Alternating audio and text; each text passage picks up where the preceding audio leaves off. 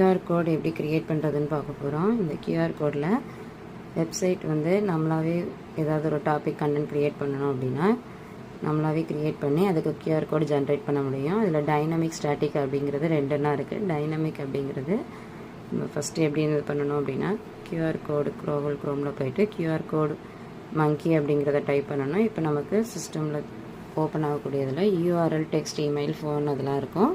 இதில் நம்ம டெக்ஸ்ட்டாகவும் க்ரியேட் பண்ணலாம், இல்லை யூஆர்எல் லிங்க்காகவும் க்ரியேட் பண்ணலாம். இந்த யூஆர்எல் லிங்க் க்ரியேட் பண்ணுறப்ப இது வந்து ஸ்டாட்டிக்காக இருக்கும். நமக்கு வந்து அதுக்கு நெட்டோ இல்லைன்னா ஆஃப்லைன்லேயே நம்ம க்ரியேட் அதை பார்க்க முடியும். ஓப்பன் பண்ண கியூஆர் கோடை டெக்ஸ்ட்டுக்கு மூலமாக க்ரியேட் பண்ணுறதுக்கு நமக்கு ஆன்லைன் இருந்தால் மட்டும்தான் பண்ண முடியும். இன்டர்நெட் கனெக்ஷன் கண்டிப்பாக தேவை. இதில் இப்போ ரோஸ் அப்படிங்கிறத பற்றி நான் கொடுத்துருக்கேன். அது ஒரு எக்ஸாம்பிளுக்கு இதில் சிங்கிள் கலர், அதோட பேக்ரவுண்ட் எப்படி இருக்கணும், ஃபோர்க்ரவுண்ட் கலர் எப்படி இருக்கணும் அப்படிங்கிறத நம்மளாவே டிசைட் பண்ணிக்கலாம். பேசிக்காக கியூஆர் கோட் அப்படிங்கிறது பிளாக் கலரில் இருக்கும். இந்த கலர் சேஞ்சஸ் கூட நம்ம பண்ணிக்கலாம். டிசைனும் நம்ம சேஞ்ச் பண்ணிக்கலாம். அப்புறம் லோகோ இமேஜையும் நம்ம என்ன பண்ணிக்கலாம் அப்படின்னா ஆட் பண்ணிக்கலாம்.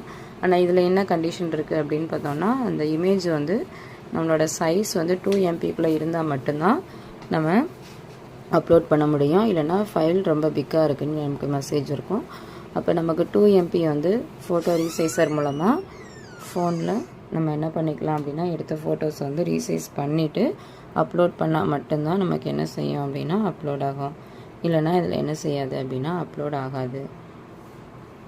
அடுத்து நம்மளோட கியூஆர் கோடோட கலர் என்ன இருக்கணும், ஷேப் என்ன இருக்கணும், அதோட சைஸ் என்ன இருக்கணும், அதையும் நம்ம கஸ்டமைஸ் பண்ணிக்கலாம். இதில் பாடி ஷேப் எப்படி இருக்கணும், ஐ ஃப்ரேம் ஷேப் எப்படி இருக்கும், ஐபால் ஷேப் எப்படி இருக்குங்கிறதையும் நம்ம செலக்ட் பண்ணிவிட்டு கொடுத்தோம் அப்படின்னா அது க்ரியேட் ஆயிரும். இப்படி க்ரியேட் ஆனதை நம்ம என்ன பண்ணிக்கலாம் அப்படின்னு பார்த்தோன்னா ஐபால் ஷேப் கொடுத்துக்கோங்க. அடுத்தது இதில் வேறு என்ன இருக்குது அப்படின்னு பார்த்தோன்னா க்ரியேட் பண்ணி கொடுத்தோன்னே பிக்சர் குவாலிட்டி என்ன கேட்கும் அதை நம்ம ஹை குவாலிட்டியாக லோ குவாலிட்டின்னு கொடுத்துட்டு க்ரியேட் கியூஆர் கோடு கொடுத்தோன்னா கியூஆர் கோடு க்ரியேட் ஆயிரும். அப்படி க்ரியேட் ஆன